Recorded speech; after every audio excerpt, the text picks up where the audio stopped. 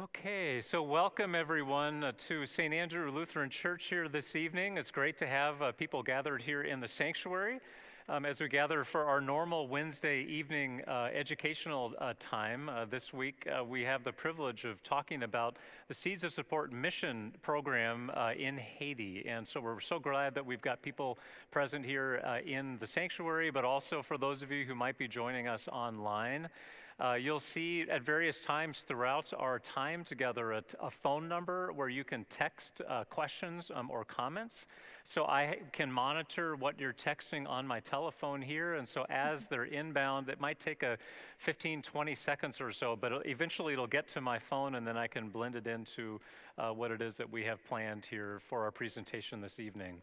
But just a quick introductions here for us as we gather. What we're going to do is just say our names and when it was the last time that we were in Haiti, and then we have this great privilege of talking about the place and the people that we love too. So I'm Pastor Peter Johnson, the pastor of service and small groups, and it's been 3.5 years since I have been in Haiti, which was our last mission trip to Haiti in March. 4 years ago now. Wow. Okay, and so this is? I'm Deb Hetherington, and the last time I was in Haiti, now I thought it was only 3 years ago that I was there over New Year's, but it could be 4. I wish that it was only 1 year ago. And it has been now, according to Google Photos, 5 years since my first trip. My name is Linnae Stole, and the last time that I was in Haiti was 2016, so almost 6 years ago. Mm-hmm. So we're also all members of the Seeds of Support Mission Board as well, and there's a group of us that get together 9 or 10 times a year and have been following up and keeping in contact with our friends there. And as we will be talking about here tonight, in hearing from our friends directly, especially Jorel Carte, we have 4 different sections of videos that I and Bob Seitz recorded with him on a conversation over Zoom about a week ago. He was in Florida and had good internet connection, and so we asked him relevant questions that we think you might have about Haiti and invited him to answer those. And so we have about 30 minutes of clips from Jorel here as part of our presentation here this evening. But before we hear from our friend and companion, Jorel, we wanted to introduce Seeds of Support Mission for those of you who have not been to Haiti before, but for those of you who maybe want to go to Haiti someday, and God willing, we too will be making another mission trip to Haiti. But we're going to take a little time at the front part of our presentation to do a little introduction to life and ministry and the joy that we have found in mission in Haiti here together. I'm going to take a little quick overview here for the moment, and then Linnae will speak some, and then we have several pictures that we want to show you as well. So first off, map of the world is there. Haiti is in the Caribbean. So it is Eastern time zone. It is tropical and lovely in Haiti. The beach is wonderful in addition to our friends and partner church at Redemption Lutheran Church in Jacmel. But Haiti itself is pictured here on one of the large islands in the Caribbean. You see the town called Jacmel there on the southern part of the island. That is where Pasquette is, a local village above the mountain in the hillside above Jacmel, where the Redemption Lutheran Church of Jacmel is located. The big airport that we fly in and out of is Port-au-Prince. I'm sure you've perhaps heard of Port-au-Prince before. Also make note of St. Mark, which is up above there in the middle there of the main section of Haiti. That is where Kerlange, one of our interpreters, lives and is doing some programs for us as Seeds of Support Mission in her community. And La Caille is on the left side there in the southern part as well. That's where Seeds of Support first started going to in the 2010, 2011, 2012 before we shifted over to the Jacmel area and the congregation. So that's a little bit of geography for you as we think about Haiti physically. But I'm going to do a quick little overview of Haiti history, because this all boils down to where we are here today historically, I think, as well. There's a lot of commonality here. This slide might seem a little overwhelming, but let me take it in small pieces. But this is Haiti history in one slide. Haiti was the first independent nation in Latin America. That's hard to believe and incredible to understand, that it was the first independent nation of the whole of all of Latin America. It was the first to abolish slavery, and is the only country in history established by an outright slave revolt in 1804. Okay, so that was some early history, and I know Haitians are very, very proud of that history. And when I hear about the courageous actions of the people of Haiti in 1804, it is quite remarkable, and the stories of the leaders and the people are very remarkable. 1800s, though, has an important history. One of the things that Haitians have dealt with in the 1800s, and even up until this day, is that they were a black nation in 1804. And they were not given a very good, favorable status in trade and in relations because they were a nation that was created in a slave revolt. For instance, in the United States, we were in the depths of our own slavery and our own struggles that didn't pan out and settle out until 1865, and still, of course, to much more modern time and even to today. But the Haitian challenge was ostracization from the international community. There was a crippling debt that was a result of the revolution and the independence that they were continuing to pay on into the 19th century. So they paid for many, many decades on the debt, and they also had quite a bit also of just political instability as the country was settling in. Can I add one comment to that? Yeah, go ahead, Deb. Oftentimes people ask, so it's the same island as the DR, right? And the DR is a wonderful place to go for vacation, and Haiti is, you literally, if you looked at Google Maps, you could see the difference in the island between the Spanish side, the DR side, and the Haitian side. And that's because, or my understanding is that when the DR got their independence from Spain, Spain continued trade with them. They did not put on the heavy burden of debt the way that France did with Haiti. And really that started hundreds of years ago and is one of the reasons why Haiti still has not been able to get up to the same level, even close to it, that the DR is. Yeah, thank you, Deb. The 1900s, many of us weren't aware, I wasn't aware until I'd been to Haiti a couple of times, that the American occupied the governing institutions of Haiti for 19 years in the early part of the 20th century as a way to try to control and to bring order and to be economically present in Haiti. There were several dictatorships in the 1900s and short-lived quasi-democratic elections that were challenging for the Haitian people. Fast forward to the 2000s then, and Linnae is going to talk a little bit about the earthquake in Port-au-Prince in 2010 that killed 250,000 people in Port-au-Prince. And she'll talk a little bit more about that in a second, and continued economic and political instability.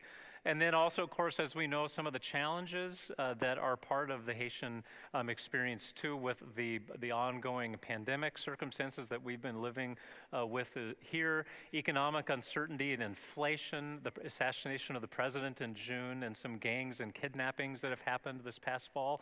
I'm setting up in a way some of the harder realities of Haiti, because we have so many important things to share with you about the blessings of Haiti now. Mm-hmm. This is the backdrop to some of the history of Haiti, but now let's get into some of the other part of our history and partnership there. So Linnae, go ahead. Thanks. Yeah. Thanks. So as Peter said, in 2010, the earthquake hit Port-au-Prince, mass devastation. Continues to be infrastructure challenges even 12 years later. But out of that, a group from St. Andrew, I believe it was the Band of Brothers, went first initially as relief efforts around, I think in June of 2010, to support the cleanup efforts. And then that evolved into regular continued mission presence in Haiti. We were looking to form a partnership based on the accompaniment model, which Peter will talk about later, where we were really focused on one particular village, building partnerships, trying to support them in the ways that they wanted to be supported. And so out of that came, Seeds of Support was developed. Seeds of Support Mission Haiti has been in existence now since shortly after those first trips. So we started out, Peter mentioned Lakai, so we were in Lakai, we had some partnerships, did some trips to Lakai, and then in 2012, we formed this partnership in Jacmel, or in Pasquette, with Redemption Lutheran Church. And so now we're coming up on 10 years of partnership, and that's continued even in the past couple of years where we have not been able to travel there. And Seeds of Support is guided by the mission statement that's written up there. Through listening and mutual cooperation, we accompany our sister congregations and partners to develop a transformational, sustainable mission experience that contributes to the flourishing of God's children and encourages the spiritual development of all involved. And so through the years, our goal really has been to support our Haitian partners in the things that they find most valuable. They shared, when we start early on in our partnership, they shared that they wanted a well, as Peter mentioned. Jacmel, or Pasquette, is outside of Jacmel up on a hill. Many of the women in the village had spent much of their time walking down the hill collecting water. And so by bringing this well, or by building a well, they were able to not have to go down to the river anymore. So we fundraised, provided financial support, provided prayer. So that was one thing. We did the well. We worked on them with a bakery that they could sell bread to the community, and other community building initiatives over the years. So our goal has always been empowerment, again, focusing on the things that they find most important as opposed to the things that we think that they need. And so we've gone on roughly 25 trips, hundreds of participants from St. Andrew, Langdon, or is it United Lutheran Church in Langdon, and over the years we've had many people being able to share in the mission experience, both us as Americans and then our Haitian partners. Thank you, Linnae. We should see a few pictures here as we go. And we'll try to keep this brief. We put a quarter in, Deb and me, about these stories, and they will start. But a few things about what we see on the screen here. I will just mention on the right, one of the things that we brought to our friends there was a peanut grinder. That's what a peanut grinder looks like. That's been also motorized as well more recently. But we help the farmers not have to go to a middle person to grind the peanut butter before it was sold, but the peanut butter grinder is available in the congregation for farmers just to come to the church and grind their own peanut butter for sale instead of paying a middle person. Because a finished product is more profitable than a raw ingredient. It is, and it tastes really good too. Yeah. And isn't it fairly common for Haitians just outside their front door to have a little bit peanut patch? I thought I remember that. Yeah, it's a very common, yep, exactly. Also down in the river bottom, so that when floods come, they lose their peanut fields and they need to start over again. The community is displayed there on the left, and so obviously the children were a major focus in kids programming that we did on all of our mission trips and flocked and were part of our, every time we went, it was Vacation Bible School, every time we went. So a few pictures there. As I advance along, Pastor Roland Desimou is on the left there. He is holding up a mask there, a picture during the pandemic of Pastor Roland, the pastor of Redemption Lutheran Church in Jacmel. And on the right, of course, are just other pictures on the front porch of the church building as well, the kind smiling kids there. If we are on the hill, there are always kids near us. Always near us. So a few more pictures there as well. David Kramer is on the lower picture there. All eager helpers with a project. One never pounds a nail without someone else wanting to use a hammer instead of yourself. Bob is there with a little girl on his lap. And then John Bell Wilson is with Tomas, a good friend of ours also, and they're making friendships, making relationships, and doing projects together is what it's all about. So Victoria Vandersteen is with a mom there with a baby as a nurse for a medical clinic that we would host every time that we did our larger mission trips. So it's a chance to take a look at the community and in their health needs. And then also Kerlange is there in the pink top, who is one of our wonderful interpreters for all things that we are about in Haiti. She's the one who lives in St. Mark, as I mentioned on the map. And is doing some programs that we'll talk about here in a little bit. That's Kerlange, our friend. So, good. And I'm clicking my clicker. There it goes. There is a picture there of some Bibles that were distributed to the children of their picture Bibles in Creole, which we found, of course, is really important. You can't quite see young Pastor Matthew back behind there. He's made 2 trips to Haiti as a part of Seeds of Support, but he's hidden back there in the back row. Ashley Hammer is there with Marlene and Viege with some supplies that were distributed to a local prison, to a women's prison. Some supplies that she helped coordinate and bring down in those 2 suitcases as well, another example. This is probably a church council meeting here with Jorel Carte in the peach top, and we're gathered for conversation with church council members inside of the church building there. And the well and the tower was built there in 2013 or 2014. I think it was 2013. 2013. Yeah, Yep, there we go. And that's the rigger that did the digging, and there's Micah Vandersteen with the kids that were always hanging off of Micah for the programming. The first building that we actually helped construct was that blue roof top, open-sided, and that was their first worship space. And it has since turned into gathering space for teens. They do auto repair there or moto repair, and it's an all-purpose space. But it started out as their first worship space with a roof. Yep. And then the red roof building then was erected after that. Exactly. The bakery also, the boulangerie there too, and it was a major process here at St. Andrew to help the community have a business, to sustain and employ and to grow. It's not been operating since all this has happened, though. It's too complicated to have a steady supply of goods to keep the bakery stocked, and so it is working in smaller ways now, utilized, but not as a bakery that we want it to be moving forward. But a few pictures here. There is Elliot, who's also in the building here as well, with some bread there on one of the trays, and some of the workers as well. The more workers and more bread on display. The kneading machine there is on the upper right, and the big dough balls there and getting prepared to go into the oven are there. Kids programming, Deb, Linnae, right, were a huge deal. Lots of wonderful things. I think there's Linda Wallenberg is there holding up her arm there with one of the persons wearing a crown. She's obviously having a good time. We've told Christmas stories many times now. Yeah, exactly.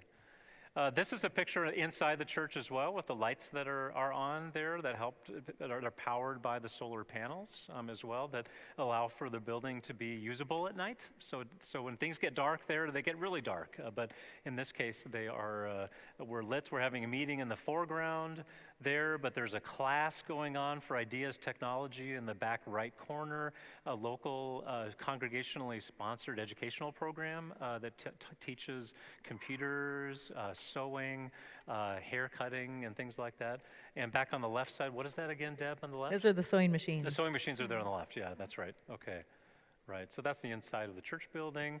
This is a fun gathering, just typical thing on one of our mission trips where we're being energized by our friends there with some of our programming. Maybe singing a song or... We were getting ready to eat oranges. There we go. We instituted a ritual of taking a break in the afternoon and gathering all of the kids and all of our team and shared food. Yep. And a few more pictures of our mission trip participants with our friends as well. Many teenagers have come to Haiti too and been part of things. Here are a few more pictures of people in the community. I say on the puzzle Oh. that we brought it down and found out that, oh, they've never seen a jigsaw puzzle before. They don't have a word for a jigsaw puzzle. They have no idea how to make it. And this was a 2-hour project for this young dad to sit and do it. So there's things that we make assumptions about them, and they make assumptions about us. Some are true, some aren't, but getting together transforms all of us. A great example of working together, serving together, building together from scratch. We were moving larger boulders there through that, passing from one person to another all together, building the foundations of the bakery building there from a rock delivery from a truck. And so all by hand, all together in community. Fun projects, for sure. This is maybe hard to see from where your vantage point, but the church building is up there on the horizon. You can see back on the above the hill. We've always loved the fact that the church is up above the horizon. They're seen from miles away and from Jacmel. They're lovely. 2 different times a year. 2 different times a year. Yep. Okay. This is the aerial view over. One of our trip participants brought a drone along, and we were able to get some aerial pictures as well. So this is how the property developed, and apparently it's developed quite a bit more now because of the crisis in Port-au-Prince and some moving into the community from Port-au-Prince. Jacmel is relatively safer, but it's also just been a place that's been growing ever since we've been engaged there. And the water, the source of water has allowed for people to live more comfortably and closer in rather than down by the river. There's been water in the well.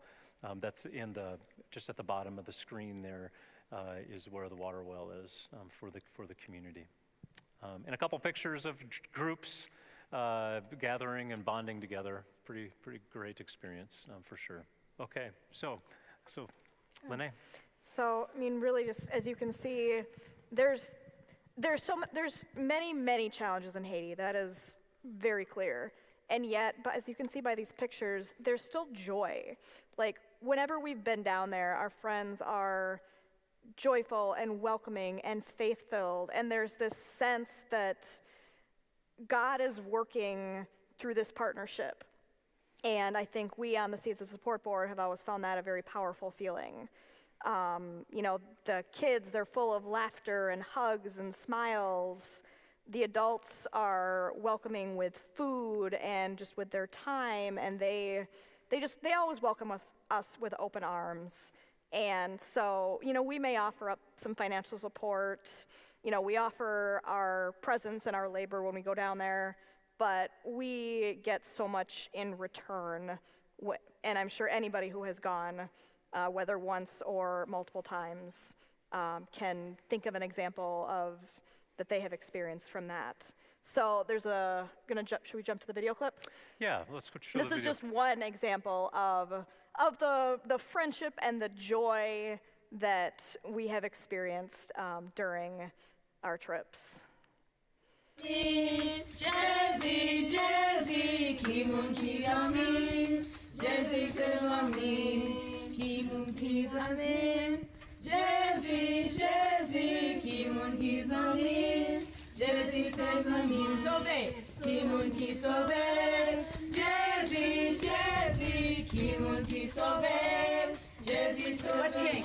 Left, wa, Kimun Kizamin, Jazzy, Jazzy, Kimun Kiwamwe, Jazzy se wamwe, Alleluia, Alleluia, Alleluia, Alleluia. So Deb, can you just give a brief translation? It's of a song about who is my friend, and the answer always is Jesus, Jesus. Nice. So, even though we can't currently be in Haiti physically, I know they're never far from many of our hearts, any of our minds, our thoughts. And that largely comes from how warm and welcoming they had been. They made us feel at home. And so I know I am looking forward to the day that we can get back there again.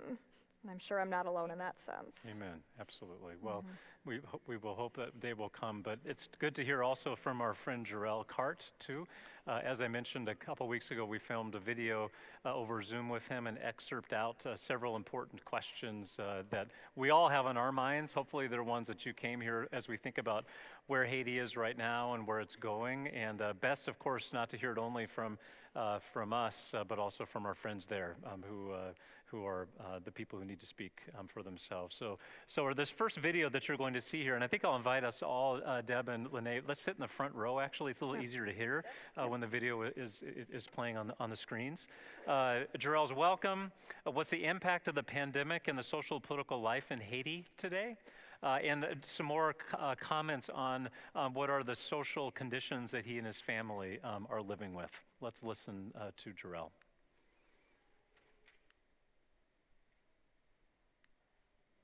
It is my pleasure to be there too, and then to talk to you. And as you know, this is something we can't forget. You know, it is in our lives. So our ministry together, we should keep moving forward to make it happen. Anytime, anywhere, anyhow, even if it's difficult. Sometimes it even shows us like it's impossible to make it happen, but we need to look forward for the continuing of this ministry. So let me tell you, like, there's not really a way somebody can describe the pandemic, you know, I mean, because nobody has expected something like that.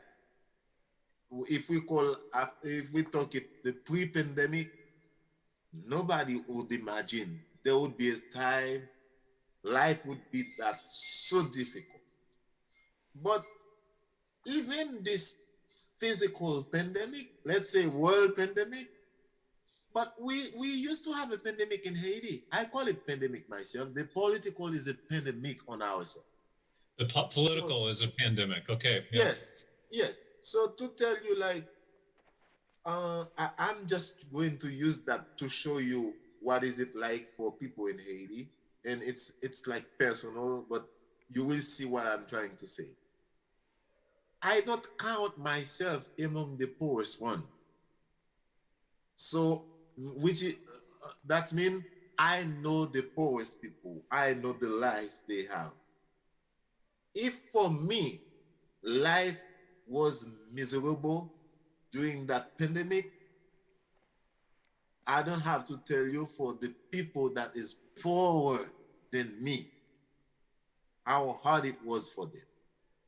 So this is the reason my family and I will be so thankful to God, because we have so much to be thankful for. In spite, we know some other people, they can't be thankful for because they don't know how to be thankful. But we've been so thankful because we see how life would be if it wasn't God. So telling you that it's bring very bad souvenir to people, like my youngest son, he would never get if it was anything. But when you see everybody is telling, hey, bring your mask, cover your nose, and everything, you know, people, they are afraid of you. Everybody just gets, you know, upset. And then there was a time he wasn't feel comfortable to go to school because he doesn't know, you know, like people get sick. Nobody knows it's really COVID-19 or something else. But now there was a time like everybody was worried about anything. If you sneeze, people they worry about you. They think that you're gonna spread the virus. So it's put people in a place where they are not comfortable at all. So a good word to describe that, it was miserable and awful. That's the only way I can describe that. Yeah. How is it still the same disruptiveness in Haiti? Are people still afraid in Haiti, or are people resuming life a little bit in Haiti from your perspective? I need to tell you, like, for the COVID-19 now, Haitian don't really care about it. Yes, when I say they don't really care about it, they more care about kidnapping and political. Okay. Because they hate us worse than everything. It is true when they declare that the first case discovered in Haiti from the COVID-19, the president shut down the country. You know, everything was, school, everything. So nobody could go anywhere. And then that hurt a lot when he did that. But for afterwards, when they find out it's okay, everybody, has been back to normal life. But when you got the political involved, like you have demonstration every single day, and you have kidnapping at everywhere you are. So this is what makes people very, very, very afraid of not really the COVID-19, because we are a resilient people.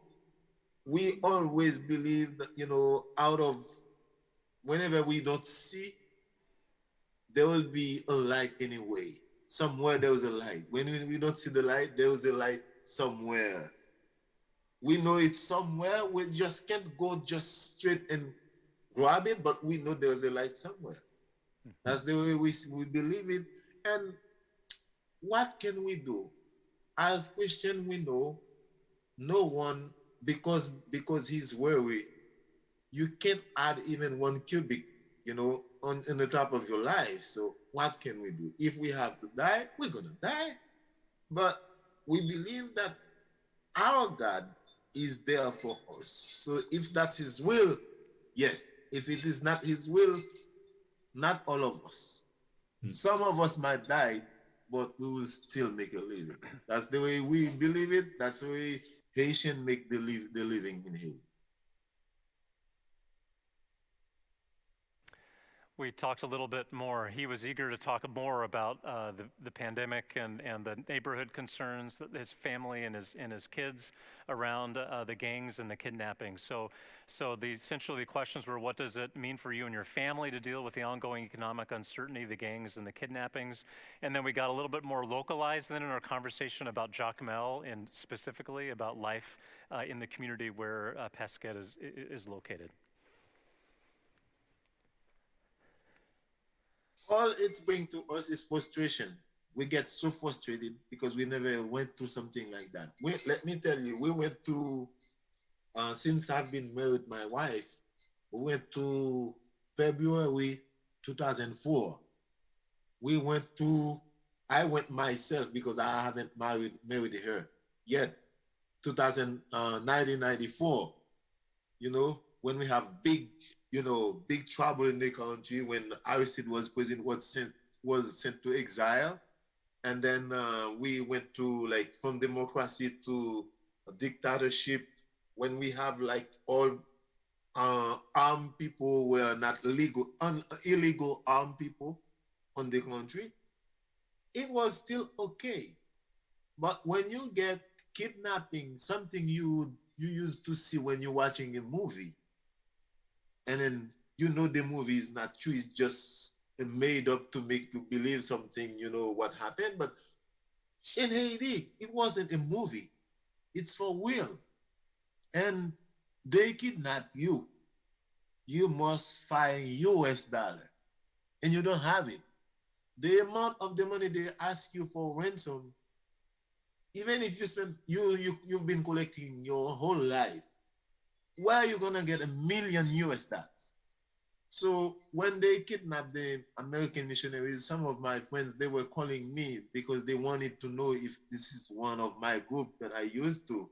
I said, thanks be to God, it's not us. Because they wanted to know if that was me, There's nothing they could do, but they were calling me just to find out who. And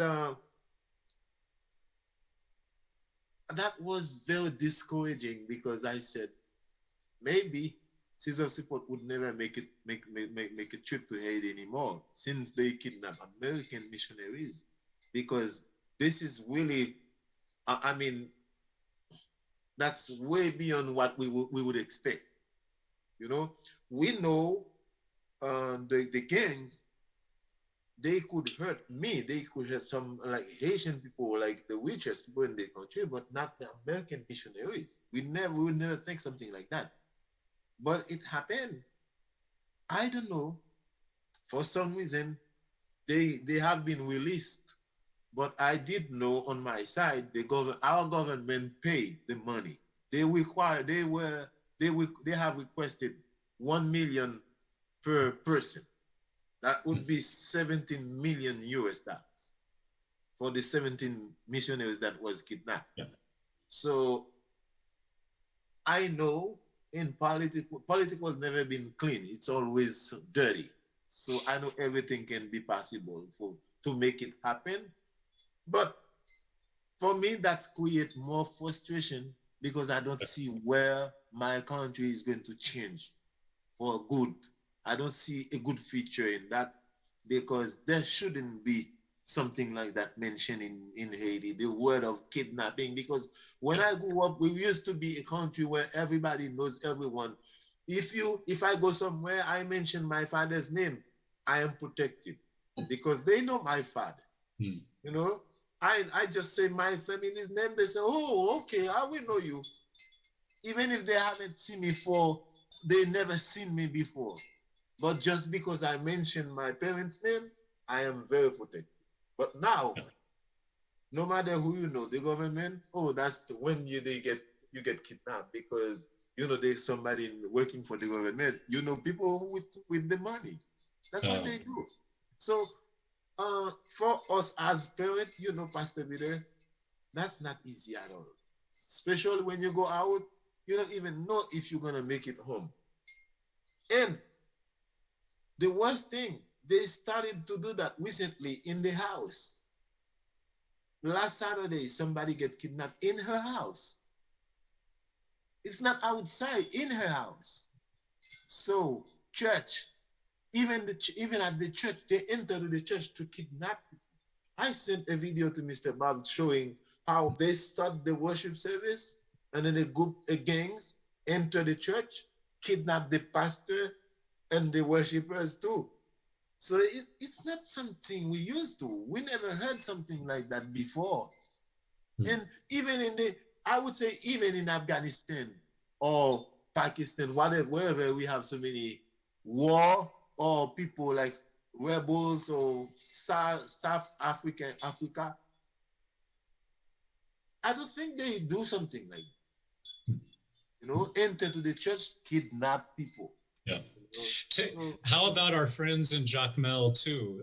This has been in Jacmel, it's fear completely. It's about fear. Everybody is afraid what can happen. It is true. Jacmel is one.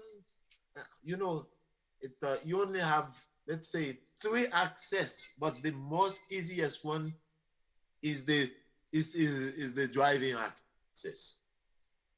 You can't get there. And then you can get out of there without using one access. You need like airplane or boat, but that's not easy. No. So that's when you're gonna get caught. If you do something there, then you have to leave. But Jacmel is like one of the countryside that they are like they stay together. They stay together like. If you're gonna hurt someone there and leave, it's not going to be easy for you. So kidnapping, at the beginning there was one there. Yes, there was one kidnapping case there, and then but the people, they protest, block the road, tires, fire everywhere. You've seen demonstration already there, so it wasn't easy. So I don't hear any kidnapping case anymore. But I'm telling you, whether there's no kidnapping, but there's a problem.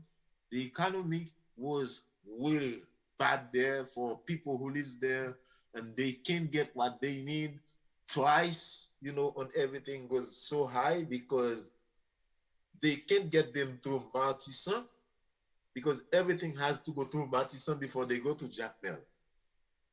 Now they have to go a long way to Lekai at the port to get something to bring it to Jacmel. It wasn't easy, and that made life so difficult for the people in Jacmel.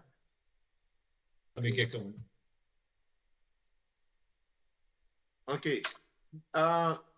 The impact of youth not being there like it used to be in the past, like it changed everything because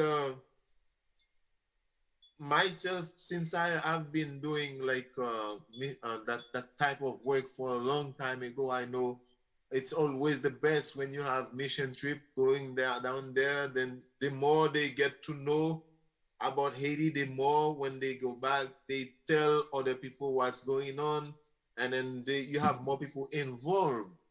But now it's been 4 years since you can't make it. It's hard, but from that we can learn that we can extend our relationship to the partners that we have, like to empower them. This is part of our relationship, like empowerment. So we can empower them so to continue to go forward with the ministry, because the ministry can die. We know that this is our call. This is our duty to do it for Lord. And this ministry is for a good cause. So we can't just give up. We need to do something. And on my side, I'll do my best the way I can to help you to go forward. And then I believe having Kerlange on her side, this is already a key. This is already a good start for Seeds of Support, because you see that long ago our main focus was on Jacmel. Now you focus on Saint Mark, and then now you focus on Port-au-Prince. That's something else, So in my country, they say if something is not good for what is not good for you, it's good for me. What is not good for me is good for you. So it's I don't know the best way to say that in American way, but to me, for me, the impact is that your presence is not there. Physically, it hurt. It hurt really. We can't wait until we can see you. But it teaches us what we should do to continue, just in case you can be there. So what you're hearing Jorel talk about here is a reshifting of focus for Seeds of Support mission. If we usually are accustomed to leading 3 mission trips a year, which was the case for several years, and we haven't been for so long, the shift is to our friends and partners, Joseph, members of the community at Redemption Lutheran Church, Julian, Pastor Olan. Kerlange up in the north in St. Mark that you saw on the map isn't down in Jacmel, but she sees needs around her, like a hospital where patients at the hospital don't receive the normal kinds of things to perpetuate their stay over a long stay, but they have to provide their own cleaning supplies. They have to wash and bathe themselves with their own things that they can or they can't bring from their own homes. So we have been twice now, and this week as well, Kerlange is working through her local church to make a distribution into the hospital with the people from her congregation to bring those needed supplies. 100 kits are going to be going into the hospital here this week. It's also Valentine's Day, so it's a season of love. And so Kerlange said, let's do something over Valentine's Day because it's all about love, and Jesus loves. And so she and her church are doing that here this week. The other thing that you'll see here too is that one other way that we've been trying to make a difference is through a Christmas party like the vacation Bible schools that we have been doing on our mission trips. Let's have a Christmas party thrown by Redemption Lutheran Church in Jacmel. Also a food distribution that we did there as well. And you'll notice that Jorel calls the food distribution process a monster. He doesn't disagree with the food distribution, but it's not about empowerment. The best kind of ministry is encouraging a sustainable livelihood development process, not a handout. Teach to fish or give a fish. Give bread or provide a bakery. Those kinds of images that we work with. He's not against the food distribution because it is needed, and he says that in the video. It was needed at that time, but he said it's not the way to do a sustainable ministry. So more from Jorel.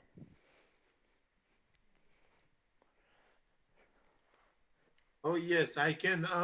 It is to tell you like the food, the seeds of support can't be in Haiti physically, but they find a way to be in Haiti.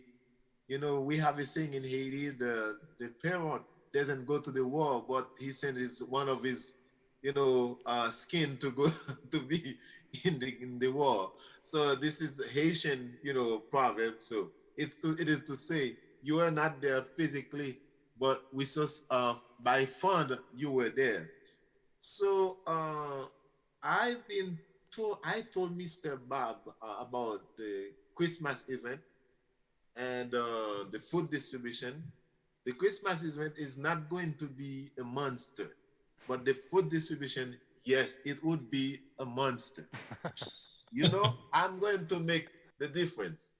The Christmas event, when it happens, it's not something usual in our country for community to do. And when I say it's not usual, let's say since year 1990. So we lost all this, good experience with children together because of the situation of the country. But when if you remember, like the way 2021 started, nobody would expect to have something like that at the end of the year. And especially the kids of basket didn't see you guys come over. They didn't even think they would see you anymore. And then suddenly, and Julian said, hey, guys, we're going to have a party with the children, and because Seeds of Support is going to fund that. And then he made a budget for 50 kids, 54, I believe. But just for kids, it wasn't for adults. But you could see the picture I sent. There's as many children were there too. So it is to say, it's something was how could I say that? It's something that that light up the light of Christ in Jacmel, to the Christmas event. So it's been very, very, very impacted the community because the children, they were so happy. They get toys, they get fed, and this was very excitement, excitement time for them. So the food distribution, which was a really big gift, really a blessing to the people of the community. Myself, I am saying that it's not something that I would like to continue to do, but I know what does it mean for the people of Basket when they receive that food, especially in that situation. I'm Haitian, I can't hide you that. Not everyone has a plan how they're gonna spend the first day of the year. Because if you don't have food for the first day of the year, it's like you're thinking the whole year you're not gonna have food on your table. So when they have that food distributed to them, I know what the result was. Because it was all about unexpected blessing, came to them. It was like manna dropped from the sky to them. That's the way I know it is. So, yes, Seeds of Support was not there, but this distribution has been funded by Seeds of Support, which make a very huge difference. It's help. I don't support that to continue every year, but in a certain period like that, when you have this very difficult time, if you had a food distribution, that would be very helpful. I don't want to continue that for one reason, because we had in mind to make a community garden. For some reason, I pause it because I don't want to do something and then later you don't have the result we're looking for. And that's the reason I told Mr. Bob, let's pause it until we see the best way to do it. And we would like to, based on the philosophy we have for the Lutheran Church, it's like we don't want to give or do for people. We would like to keep the accompaniment model. So giving food away is not the best way to do the mission. So we would rather create a possibility, the best we can, to have them get their own food, but not us to give them food every single day or every single time they are in. Yes, when they are in need, we can continue them. But for the Christmas event, this is something we need to keep. And we need to, since you can't be there, we need to keep moving forward by doing some things that would always, you would always have your input, and then that would create a relationship, an active relationship between you and pastor. I do have plenty, and let me finish with Jacmel first. If it wasn't the problem of the country, we had a good plan for 2021, for basket. We had conference. We are going to do leadership. We still have all of them. We were planning to have a very good, we were going to have a successful year in basket. But we could control, the situation. We couldn't do it. And we can still do that, training, leadership, help them to go in faith, how they can be an ambassador for the church, especially the youth group.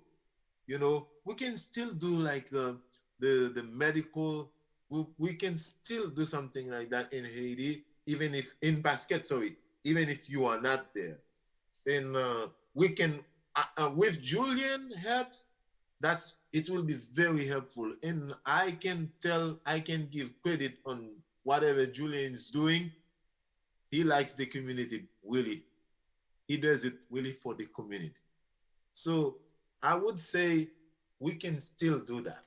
And then on my side, there are plenty of ways you can help. And we can run a ministry together.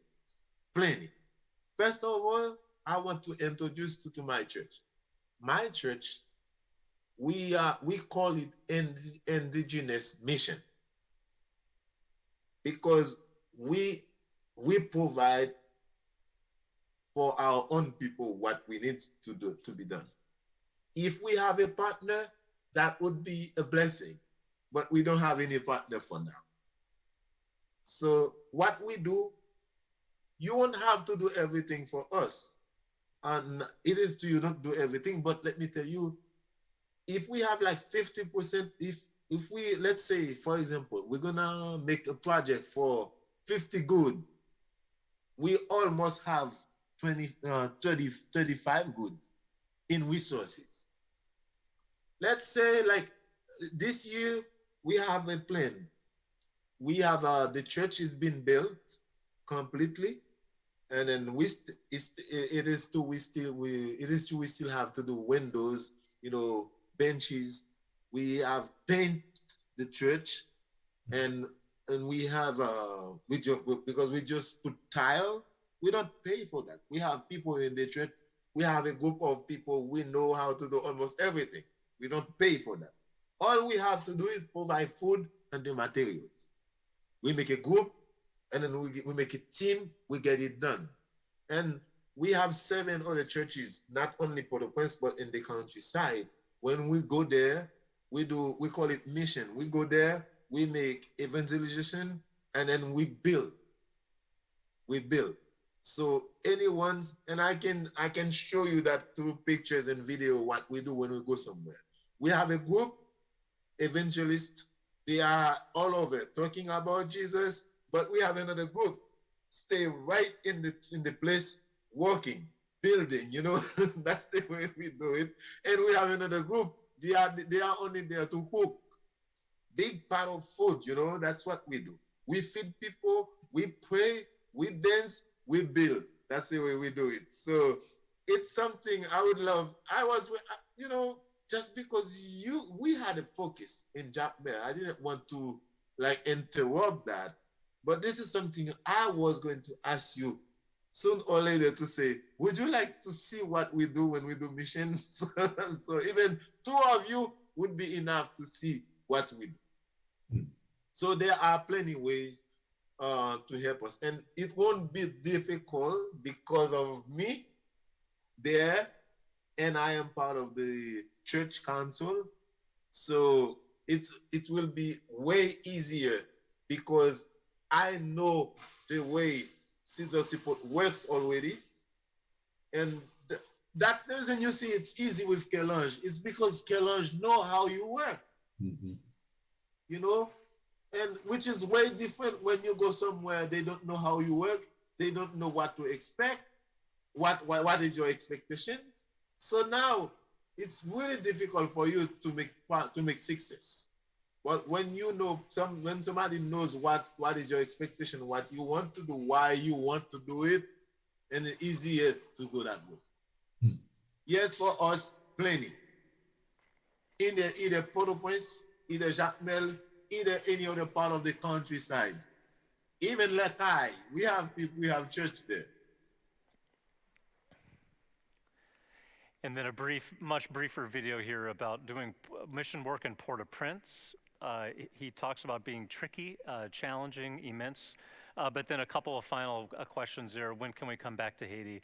And some final comments from Jorel. Let's listen to that before the choir rehearsal here in a couple of minutes. Port-au-Prince, I would say not completely, but the countryside, yes. Yep. Because mostly, when you look at Port-au-Prince, you may say there's not so many problems in Port-au-Prince if you just talking outside of the box. But when you enter inside of the box, now you will see, oh, there was problem. Because there was a time I used to work for an organization called Lazarus Project, and then they came, and then we went to, it's close to the border of the Dominican Republic. We went to distribute sunscreen, you know, soap, toothpaste, toothbrushes. When we got there, I couldn't feel, you know, I couldn't accept what I see. So many people needed toothpaste, toothbrushes, you know, soap. And you could see when they come to you, they were in need for that. So you wonder if you got food, what would be the case? So just for toothpaste and then toothbrushes, that was really, really, really meaningful to them. So for me. So Jorel, when do you think we might be able to come back to Haiti? Okay, this is my answer to everyone who's going to watch this video. And now going back to Haiti is like waiting for Jesus to come back. We don't know the time. Because of the situation we have now, all we have to do is to pray, keep hoping things is going to change for better, not for bad, but for better, for good, so that we can be back to normal time. Not the same way it should be in the past, but in normal, pretty normal for people to go back. Because I would never take a chance to have you go back to Haiti without knowing that it's gonna be safe. Because I know the situation, and I don't want you just for a short time. I want you for a long time, permanent time, if it's possible. So I know that's the question everyone would like to ask. For now, I can't say. When is the election? I don't know. Nobody knows yet. All we have now, it's just rumors. saying that we're going to have this election. Nothing is plain yet. So all we have to do, we need to stay focused and praying so God bring changes to this nation for all of us and for all of you, and for God not to bring changes to this nation for the political situation, but also for the world, for the pandemic, for something to be done so that we all can be back on the normal life. That's all I can say for now. So any other closing comments at all to say to your friends? Many of, they all love you, Jorel. Yes, all I can say, I can't find a good word to say that I miss you so much. I would like to see you again. And, but I know it's not possible for now. But all I can say, I still feel your presence. I still feel like the love that you have for all of us in Haiti.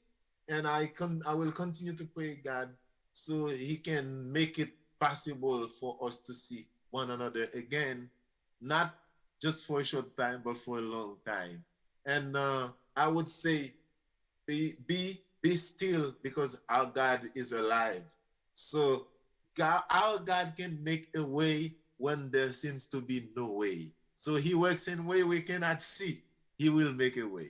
So we will see very soon. Wonderful words from Jorel, so deeply appreciated. The choir is gathering for rehearsal now. I'm going to close us here in the sanctuary with a prayer, and then if we have any questions here, we can take the questions back in the narthex together as we make our way so choir can rehearse. But let's pray for our relationships and friends in Haiti. Gracious God, we do give thanks for the commitments of friendship and relationship that you have gifted us with our friends in Haiti, and how that keeps us strong, keeps us alive, and thinking about mission and ways to do good things. Bless us as we continue to work through our partners there, and help us see what it might look like someday to resume work there in person. But in the meantime, abide with us, be with the people of Haiti, help, encourage, and bless in surprising ways. In Jesus' name we pray. Amen. So thank you so much for being part of our presentation. Let's visit more back in the narthex as the choir uses our space. Good night, everyone online. Thanks for joining us.